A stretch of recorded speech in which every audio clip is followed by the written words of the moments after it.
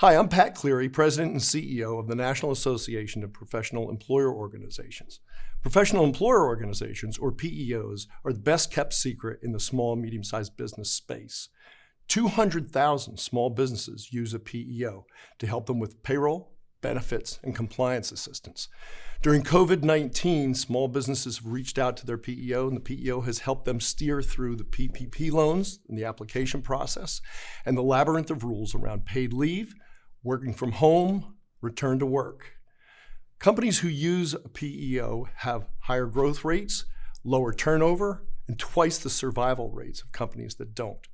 They have higher revenue, and they have employees who are generally more satisfied and more engaged. So we're glad you're watching this today, that you're one of the 200,000 businesses that use a PEO, and welcome. Now let me turn this over to Seth Peretta and Malcolm Slee of the Groom Law Group, our outside counsel, and their presentation on the PPP loan process and loan forgiveness process. Thank you, Pat. On behalf of my colleague Malcolm Slee and myself, Seth Peretta, we're very happy to be here today to talk about the Paycheck Protection Program, or the PPP. We're going to begin today by talking about the program generally, and then we're going to move into a discussion around the forgiveness process. For many of you, you may be pretty far along in your PPP experience, having received a loan, perhaps spending those dollars, and now looking forward to the forgiveness process. So we're going to talk a little bit about that forgiveness process. We're also going to talk about the PPPFA. This is a new piece of federal legislation that was enacted and signed into law by President Trump on June 5th. This law was intended to liberalize many of the rules that govern this program. They were intended by Congress to make sure that you as a borrower were able to maximize both your use of those proceeds, but also the amount that may be eligible for forgiveness. We're going to talk about a fair number of things that you should think about in connection with the recent enactment of this new law. This new law provides a lot of opportunities, but it also provides some interesting decision points that you'll need to think about as you move forward over the next several weeks and months in connection with your PPP loan.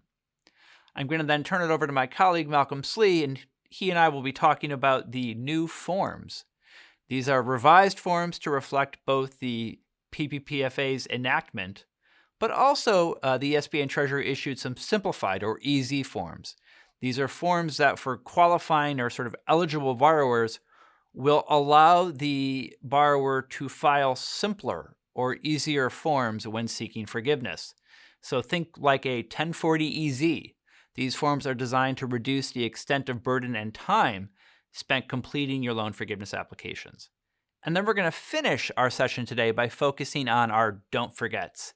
These are things that you shouldn't forget as you move forward with your PPP experience. These are things designed to make sure that you are properly submitting your loan forgiveness application, that you're using the right form, that you're maximizing your forgivable amounts, and as we'll talk about towards the end of our session, that you understand and appreciate and utilize the value of your PEO. They're there to help you, and they have a lot of folks who should be well suited to give you guidance and assistance as you move forward with your PPP experience. So we're going to begin today by talking about the Paycheck Protection Program generally.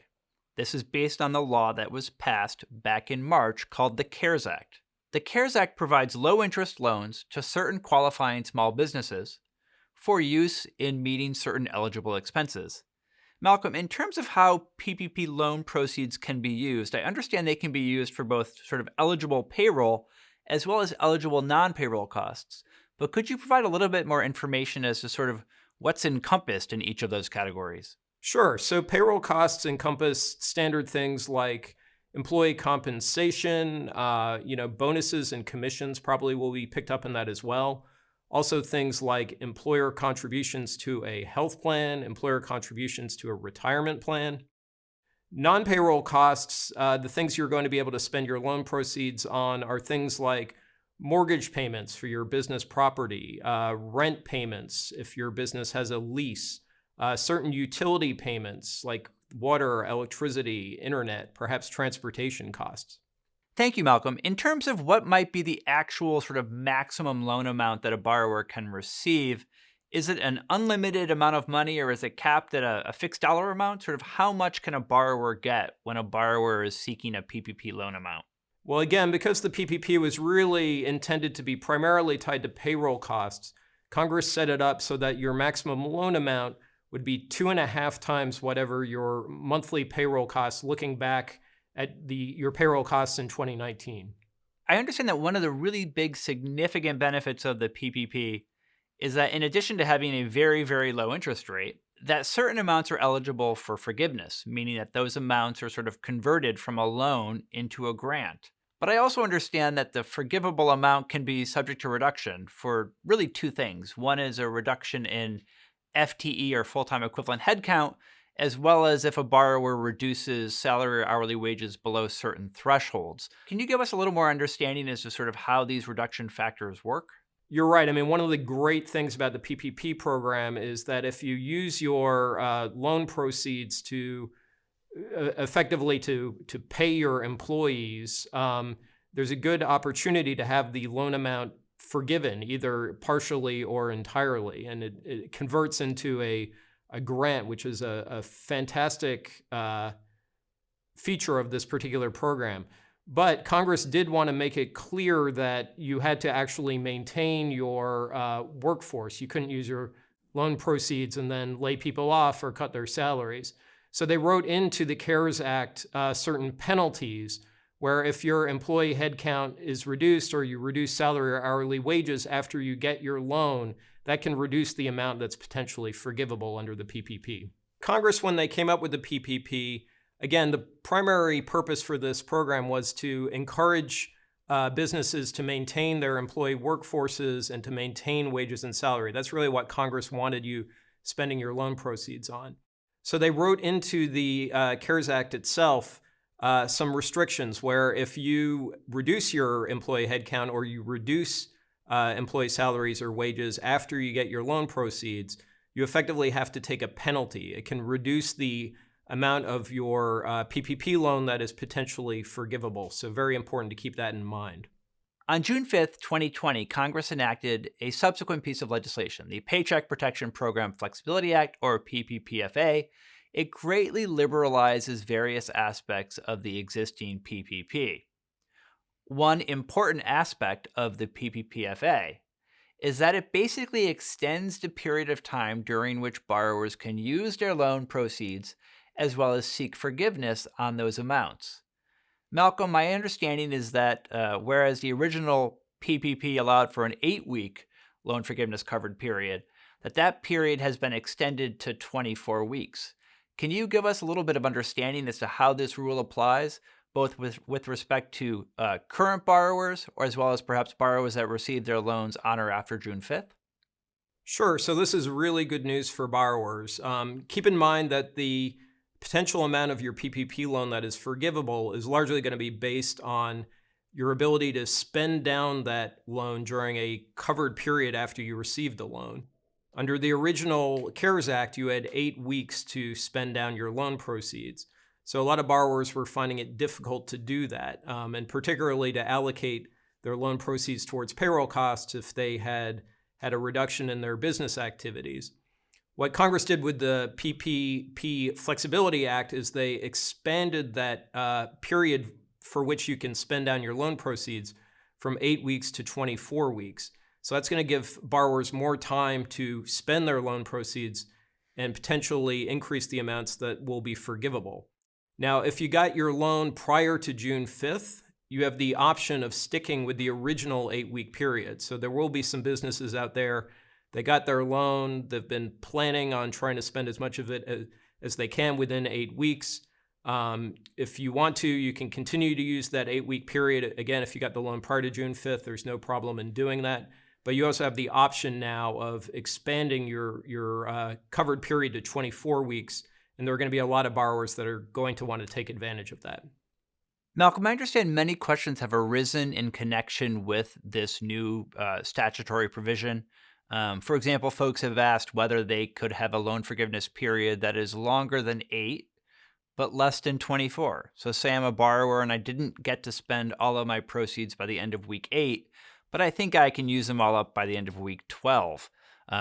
can they choose a loan forgiveness period that is more than 8 and less than 24 weeks? Unfortunately, you cannot. If you're a borrower, and again, if you got your loan prior to June 5th, you can have an 8-week period or you can have a 24-week period, but you can't pick and choose a period between 8 weeks and 24 weeks. As previously discussed, a borrower's forgivable amount is subject to reduction if they reduce employee headcount or salary and hourly wages below certain thresholds. Thankfully, the PPP did allow borrowers to avoid those reductions if they're able to restore their headcount or salary and hourly wages by a certain date and time. Helpfully, the PPPFA sort of has given us an additional period of time. Malcolm, can you explain how this rule is intended to work? Yeah, exactly. So as we talked about, your potential amount of your loan forgiveness can be reduced if you cut your headcount or salary and wages after you got your loan.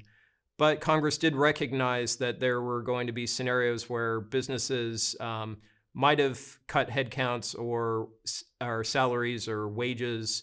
When the pandemic hit, a lot of businesses obviously moved quickly. Some of them had to make changes to their workforce. So they wanted to provide a little bit of relief for borrowers. And what the CARES Act originally provided was that if you were able to restore your headcounts or salary and wages by June 30, you could avoid a reduction to your forgiveness amount. A lot of borrowers said, we love the concept, but it's going to be tough for us to get back to full employment by June 30. That's not giving us a lot of time. So thankfully, when Congress enacted the Flexibility Act, they expanded that deadline. So borrowers now have until December 31st of this year to fully restore employee headcount and salary and wages. And if they do that, they may be able to avoid a reduction to their forgiveness amount. One other aspect of the PPP that we've not yet discussed is in addition to various safe harbors, SBA and Treasury came out with a series of exceptions that can be utilized in the case of FTE reductions to avoid a corresponding reduction in the forgivable amount. Those were really important exceptions and very welcome news. For example, if a borrower makes a qualifying offer of employment to rehire an individual, but that individual declines the opportunity for employment, that allows the borrower to effectively avoid a reduction. Similarly, if an employee voluntarily resigns, voluntarily reduces their hours, or is terminated for cause, the employer will not be sort of penalized when it comes to calculating their forgivable amount. The PPPFA included a couple other exceptions, and one I think that is really important for borrowers because it may be a very, very viable way for most borrowers to avoid a reduction to their forgivable amount based on a reduction in employee headcount. Malcolm, can you give us a little bit of understanding as to sort of how this new exception may be helpful? Yeah, and I agree, Seth. I think this is, great action by Congress that is really going to help borrowers. Basically, what they said was that if you can't get back to the same level of business activity that you were at on February 15th, prior to the pandemic, by the end of the year, if you reduced your workforce or reduced salary or wages, you won't face a potential penalty with regard to your loan forgiveness amount. So this is something that I think a lot of borrowers are going to be able to rely on. It's very good news. So the last provision we want to talk about in the PPPFA is a very welcome provision, which is, as mentioned, the PPP had a provision in the CARES Act that effectively foreclosed or prohibited borrowers who obtained forgiveness on their loan proceeds from exercising an opportunity to defer the employer's share of Social Security taxes into 2021 and 2022. Thankfully, when Congress enacted the PPPFA, they eliminated that restriction. So borrowers can now utilize that employment tax deferral opportunity just like any other employer. So now we're going to move on to the next part of our discussion, which is the actual forgiveness application process and forms. And for that, I'm hoping Malcolm will walk us through sort of the application and its components.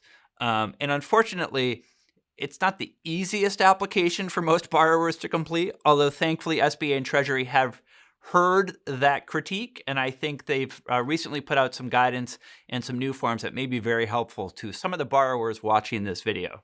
Yeah, for today's purposes, we're going to keep it really high level because we could easily, spend a couple of hours going through the loan forgiveness application, and we don't want to put you through that. It's extremely complicated. It's extremely time consuming. And if you pull up the loan forgiveness application itself, you'll see there's an application, there's a Schedule A that you have to work through, there's a Schedule A worksheet that you have to go through.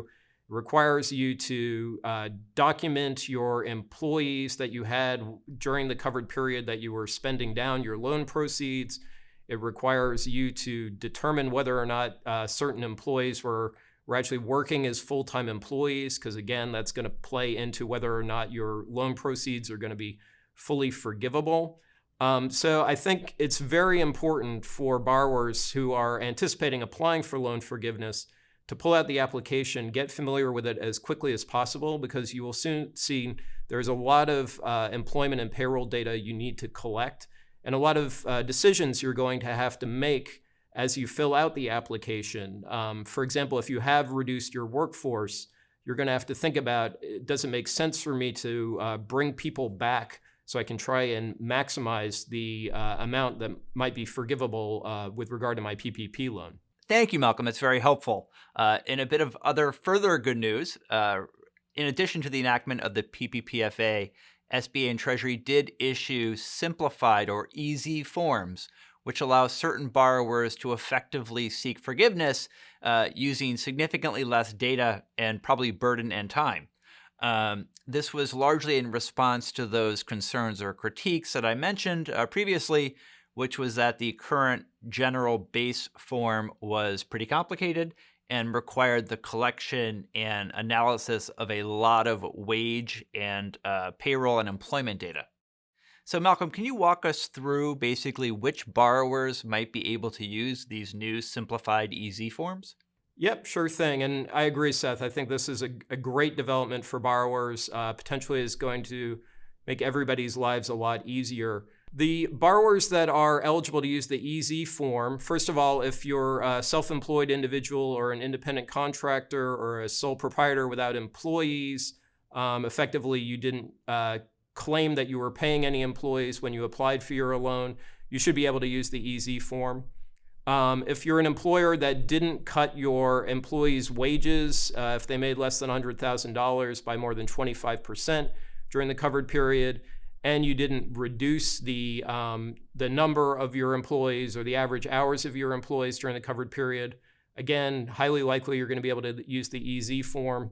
And then lastly, if you didn't reduce salary and wages and you were affected by the pandemic, so you weren't able to operate during the covered period during which you were using your loan proceeds as you were back in February of this year, which I think is going to describe many, many borrowers out there, you should be able to use the EZ form as well. So it's a great development. Borrowers, that use the EZ form, they're not going to have to list out all their employees on their loan forgiveness application. They're not going to have to list out individual employee compensation. They're not going to have to figure out which of those employees were full-time employees. It should make borrowers' lives much, much easier.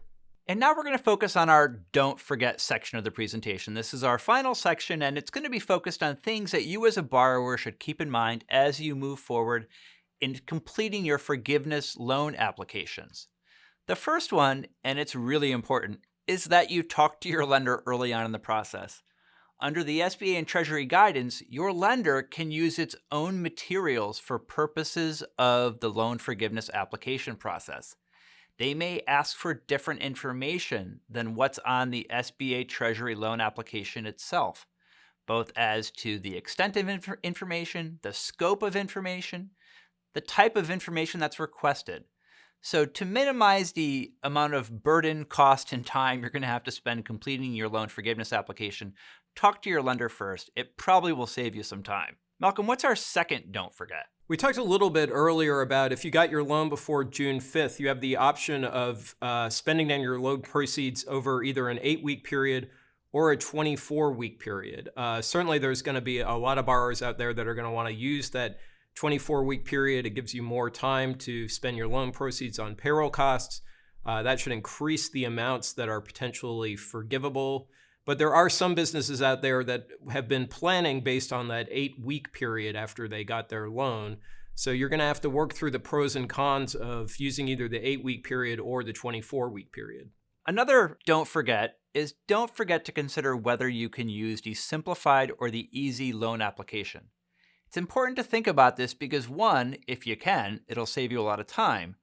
On the other hand, if you try to use it and actually you aren't eligible, it's pretty likely your lender is going to decline to offer forgiveness on the amounts that you've requested. So think carefully, make sure you meet the eligibility criteria. As Malcolm mentioned, there are 3 sort of categories of borrowers that are able to use that simplified form. If you fit in one of those categories, congratulations, you've won. The process of seeking forgiveness on your loan proceeds should be significantly easier and faster. So for folks out there who think they may be eligible for use of those forms, definitely read the instructions and think about whether you can fit into that criteria. Even if you're using the new EZ application, you want to be thinking about the employment, payroll, and business expense data that you're going to need to go through the loan forgiveness application. That information is going to be needed regardless of whether you're using the EZ form or the original loan forgiveness application form. If you're using the EZ form, you won't necessarily have to enter all this data on your application, but you're still going to need it. Some of the information has to actually be submitted to your lender with your application. Some of it you've got to retain in the event that SBA decides to audit you down the line to make sure you are using your loan proceeds correctly. So this is very important that you start thinking about this information and how you're going to collect it. One other important don't forget is don't forget to think about the safe harbors and the exceptions that are available to you to help maximize your forgivable amount. As we mentioned earlier in this presentation, your forgivable amount is subject to reduction if you reduce your FTE headcount or your salary and hourly wages for your employees below certain thresholds. These safe harbors and exceptions are a very good and useful way to try to maximize your forgivable amount, but they're pretty detailed, and whether you fit within them will turn a lot on your own facts and circumstances. So work very carefully with your advisors, your accountant, maybe your PEO, to think through whether or not these safe harbors and exceptions are available to you to help maximize your forgivable amount. As we talked about earlier, one of the great aspects of the Flexibility Act is that it expands the availability of that Social Security payroll tax deferral, even if you've got your PPP loan amounts forgiven. So that is great news for borrowers. You want to be sure you're utilizing that new benefit to the fullest extent. So you definitely want to be talking to your PEO and or your payroll provider about how you can use that deferral program. One really important don't forget is don't forget to keep all the information necessary to substantiate both your use of your loan proceeds in a proper manner, as well as the amounts for which you sought forgiveness. So after you've completed your loan forgiveness application and you've submitted it, and after your lender has approved your application and forgiven your amounts, you really need to keep all this information. Why? Because SBA and Treasury might very well show up on your doorstep in the next month, next several months, or perhaps next few years, and seek to audit you to make sure that you used your loan proceeds properly and that the amounts for which you sought forgiveness were actually improperly incurred. Now, for borrowers who received loans in excess of $2 million, and that includes borrowers and their affiliates taken together.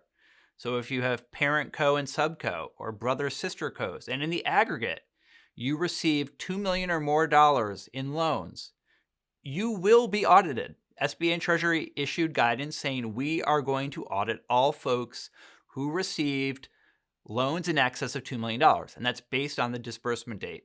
So if you're in that category, if you're one of those borrowers who got in excess of $2 million, including your affiliates, you will be audited and you will need to have the information necessary to substantiate both proper use and proper submission of the forgivable amounts. So don't forget, keep your documents, it's important. And our last don't forget, but a really important don't forget, is don't forget to partner with your PEO. These are really challenging times, and I'm sure you're really focusing on a lot of important things with respect to your business. As it relates to your PPP loan application process, your PEO is there to help you. They have experts, they've got tax experts, they've got accountants, they've got data. And more importantly, they have your back. So as you have questions and as you move through the process, please don't hesitate to reach out to your PEO. So thank you, Seth and Malcolm, for a great presentation on what's very complicated PPP loan application and loan forgiveness process. The most important thing I took away from that was at the very end when they said, call your PEO. Your PEO is going to help you through this. They're going to be a resource. They've got your back.